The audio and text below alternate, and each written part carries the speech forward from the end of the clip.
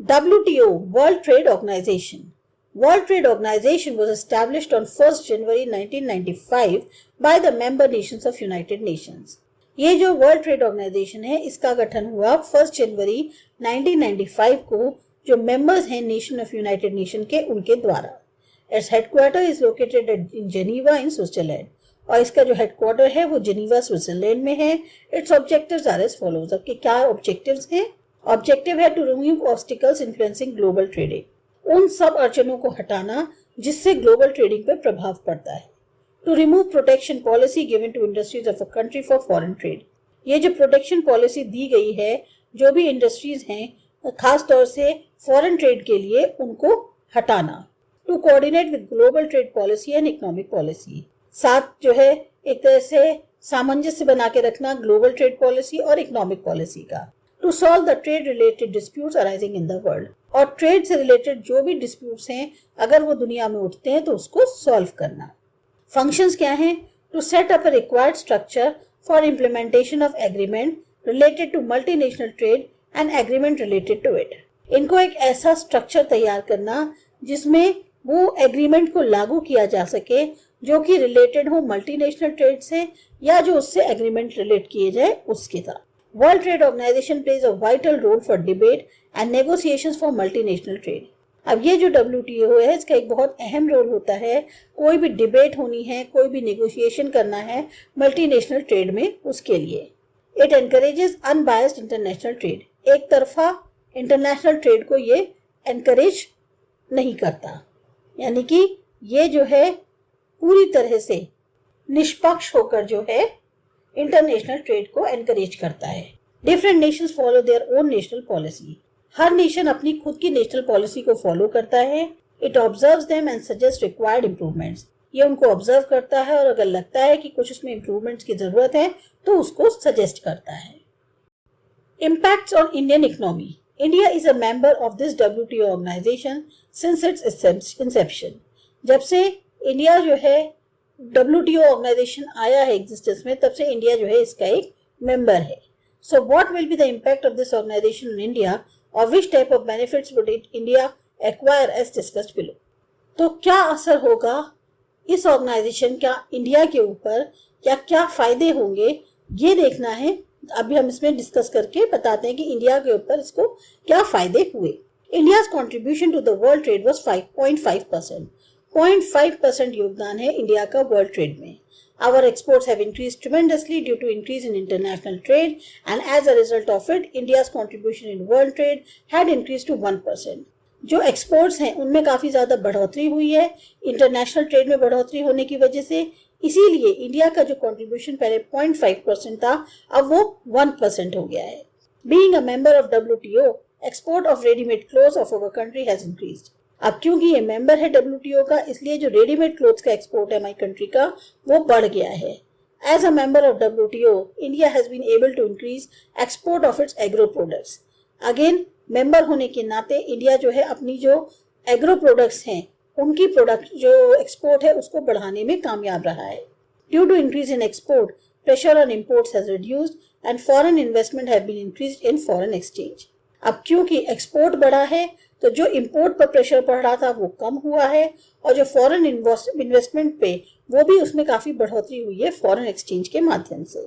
Thus, as a member of World Trade Organization, India will not only get above mentioned benefits, also has to comply with some conditions. इसको खाली फायदे ही नहीं होते बल्कि इसको कुछ कंडीशंस जो है वो भी देखनी पड़ती हैं. It is especially dependent on how fast India increases its infrastructural facilities and how developed countries treat India.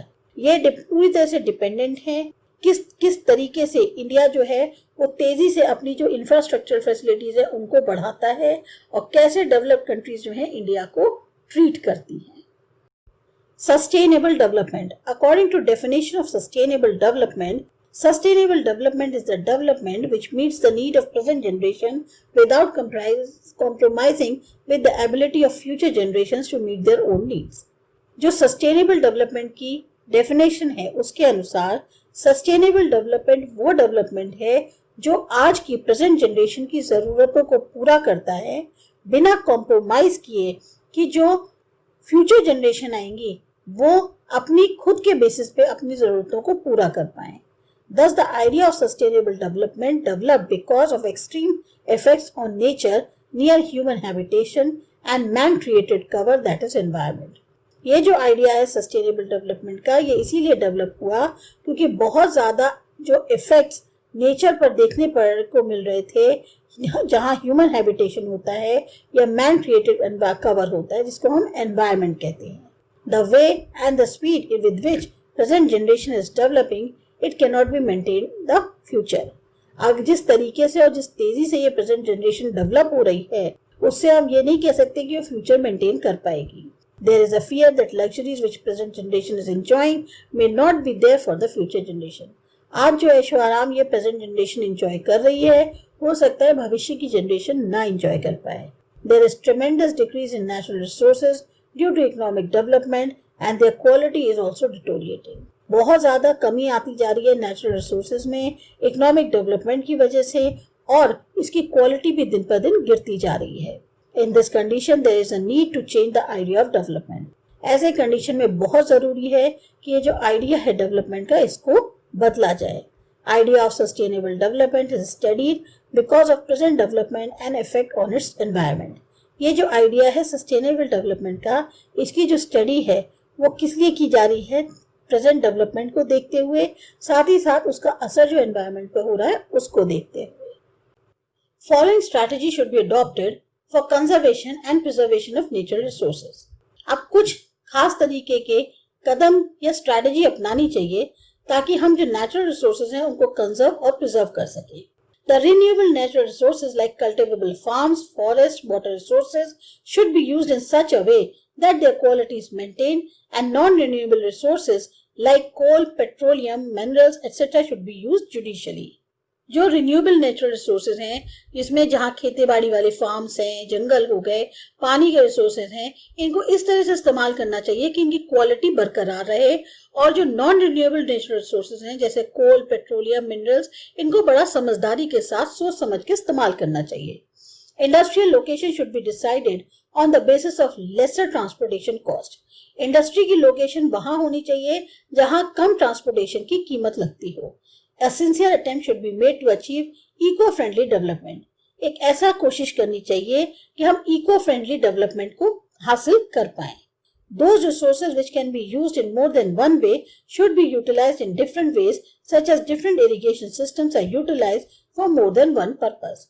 जो रिसोर्सेज का हम एक या एक से ज्यादा तरीके से इस्तेमाल कर सकते हैं, अलग अलग तरीकों से, उसको जो है हमें इस्तेमाल करना चाहिए. जैसे इरिगेशन सिस्टम्स हैं, उनको यूटिलाइज किया जाता है एक से ज्यादा पर्पस के लिए. जैसे इलेक्ट्रिसिटी भी प्रोड्यूस करी जाती है, फ्लड कंट्रोल के लिए भी और ट्रांसपोर्टेशन के लिए भी. Natural resources should not be wasted. जो नेचुरल रिसोर्सेज हैं उनको वेस्ट नहीं करना चाहिए. Control should be laid on unplanned disposal of industrial waste, poisonous chemicals, increasing slums, etc. एक कंट्रोल होना चाहिए कि जिस तरीके से बिना किसी प्लानिंग के आप इंडस्ट्रियल वेस्ट को डिस्पोज कर देते हैं, पॉइजनस केमिकल्स को, या इन जो स्लम्स हैं ये बढ़ते जा रहे हैं, इन सब पे कंट्रोल होना बहुत जरूरी है. Stress should be laid on the use of non-conventional energy resources such as solar and wind energy. और ज्यादा जोर देना चाहिए नॉन कन्वेंशनल एनर्जी रिसोर्सेज के इस्तेमाल पे, जैसे कि सोलर और विंड एनर्जी है. Steps taken to protect environment. For the first time earth conference was organized in 1972 at Stockholm in Sweden. सबसे पहले अर्थ कॉन्फ्रेंस जो है वो 1972 में हुई थी स्टॉकहोम, स्वीडन के अंदर. Thereafter, from time to time, convention and camps have been organized for the protection of environment at global level. उसके बाद से समय समय पर कैंप्स हैं, कन्वेंशंस हैं, ये ऑर्गेनाइज करी जा रही हैं ताकि एनवायरनमेंट को ग्लोबली जो है या ग्लोबल स्तर पे प्रोटेक्ट किया जा सके. In which it was decided to take different steps for environmental protection. और उसमें जो है बहुत सारे अलग अलग कदम को जो है उठाने की बात कही गई ताकि एनवायरनमेंट को बचाया जा सके. India is also involved in these global efforts. India भी इसमें शामिल है. Government is also making different efforts at the national level.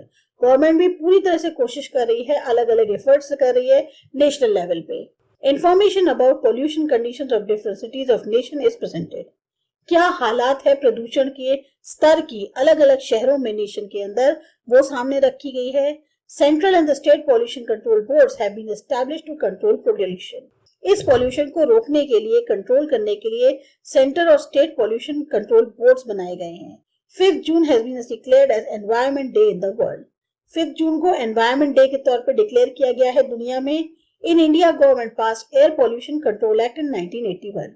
India ने के अंदर गवर्नमेंट ने एयर पॉल्यूशन कंट्रोल एक्ट 1981 में पास किया था। International agreements have been signed for deteriorating level of ozone, disposal of nuclear waste and maintenance of biodiversity.